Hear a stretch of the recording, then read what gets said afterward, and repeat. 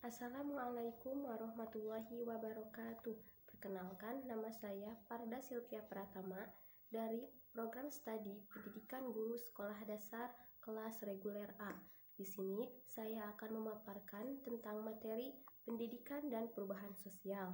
Tujuan dibuat video ini untuk memenuhi tugas akhir Sosiologi Pendidikan yang diampu oleh Ibu Irma Inesia Sri Utami MPD. Langsung aja, yang pertama yaitu perubahan sosial.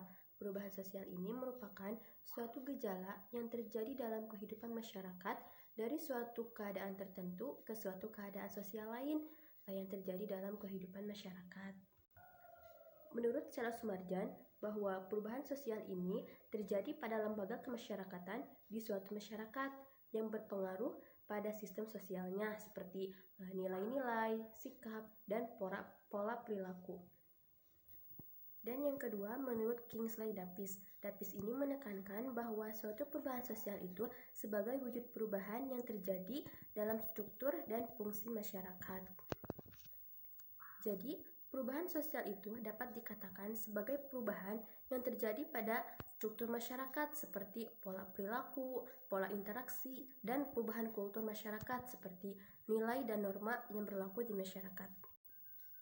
Laju kecepatan perubahan sosial di masyarakat ini sangat bergantung dari karakteristik masyarakat itu sendiri, seperti dalam memandang dan menerima pengaruh asing. Yang kedua yaitu konsep-konsep perubahan sosial. Yang pertama ada internalisasi, yaitu proses di mana individu belajar untuk menanamkan perasaan, hasrat, emosi yang dibutuhkan selama hidupnya.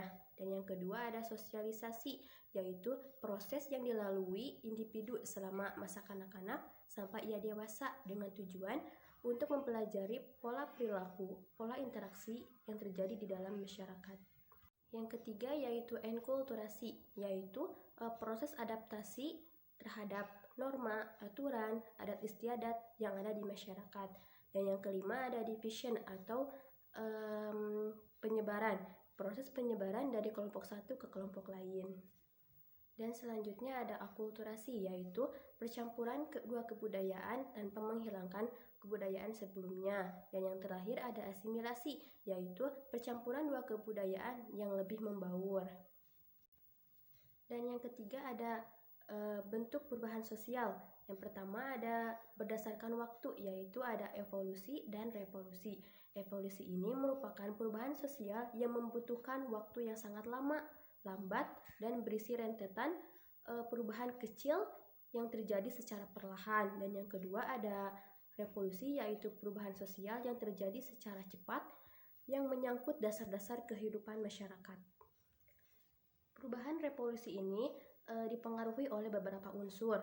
Yang pertama, adanya bentrokan, dan yang kedua, timbulnya keinginan umum untuk melakukan perubahan, dan yang ketiga, timbulnya rasa tidak puas dengan apa yang sudah dimiliki. Selanjutnya berdasarkan dampak, yaitu ada perubahan besar dan perubahan kecil.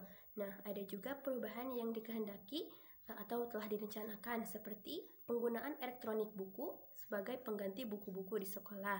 Dan ada juga perubahan yang tanpa dikehendaki sebelumnya atau di luar jangkauan pengawasan masyarakat, seperti penggunaan internet yang diharapkan mampu membawa informasi yang lebih luas namun salah dipergunakan.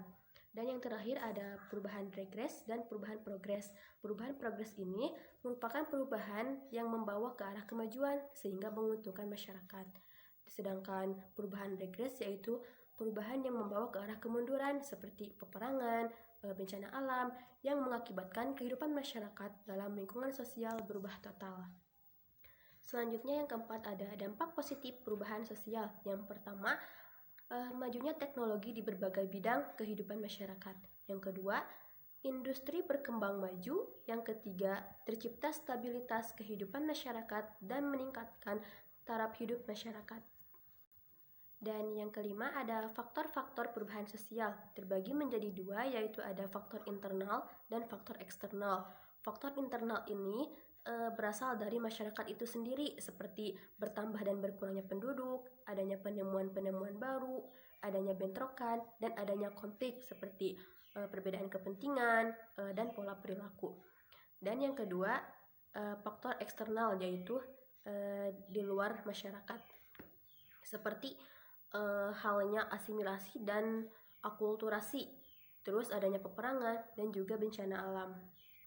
Dan yang keenam, ada hambatan perubahan sosial. Yang pertama, kurang intensif komunikasi dengan masyarakat lain. Yang kedua, perkembangan iptek yang lambat. Yang ketiga, sifat masyarakat yang penuh prasangka negatif terhadap hal-hal baru, dan lain-lain. Selanjutnya yaitu peran pendidikan sebagai pembangunan masyarakat. Nah, pendidikan ini merupakan suatu hal yang penting bagi masyarakat di Indonesia. Tanpa adanya pendidikan, para pemuda di Indonesia tidak akan menjadi seperti sekarang ini, yang mengerti iptek dan dapat menjadikan Indonesia menjadi ke arah yang lebih maju. Dan yang ketujuh, ada pendidikan dan perubahan sosial dalam perspektif pedagogik tradisional dan modern. Nah, kita bisa bandingkan perubahan pendidikan zaman dulu dan sekarang. Dulu ketika guru mengajar, berbicara di depan, murid cukup mendengarkan. Berbeda dengan sekarang, guru sebagai fasilitator dan murid berperan sebagai salah satu pelaku pendidikan. Nah, terus dalam hal mengajar, cara mengajar, dulu guru ketika mengajar banyak membawa buku. Berbeda dengan sekarang, guru cukup membawa file PowerPoint yang sangat singkat dan mudah dipahami. Terus contoh yang lainnya dalam hal penugasan. Dulu anak ketika mengerjakan tugas secara manual dan dikumpulkan secara esai. Berbeda dengan sekarang, cukup mengumpulkan melalui email. Dan selanjutnya ada contoh perubahan sosial yang memiliki dampak bagi pendidikan di Indonesia. Nah, perubahan sosial yang dirasakan saat ini bagi pelajar yaitu perkembangan teknologi, di mana saat pandemi saat ini teknologi sangat dibutuhkan bagi pelajar, khususnya untuk mengakses pembelajaran dan mencari sumber pembelajaran. Namun tak jarang perkembangan teknologi ini membawa dampak negatif, khususnya banyak anak yang salah dalam menggunakan teknologi, seperti terlalu banyak bermain game. Hal ini dikarenakan beberapa faktor, salah satunya karena orang tuanya bekerja. Jadi orang tua tidak bisa mengontrol anaknya, sehingga kebanyakan orang tua lebih memilih membelikan handphone, komputer, gadget, dan lain sebagainya agar anak bisa bermain ketika orang tuanya bekerja. Dan yang terakhir yaitu muatan perubahan sosial dalam sistem pendidikan di Indonesia. Menurut Undang-Undang Sisdiknas 2003 Pasal 3, bahwa pendidikan nasional berfungsi mengembangkan kemampuan dan membentuk watak serta peradaban bangsa yang bermartabat dalam rangka mencerdaskan kehidupan bangsa. Tujuan pendidikan nasional ini yaitu mengembangkan potensi peserta didik yang berilmu dan bertakwa kepada Tuhan Yang Maha Esa, yang mandiri, serta menjadi warga negara yang berdemokratis serta bertanggung jawab.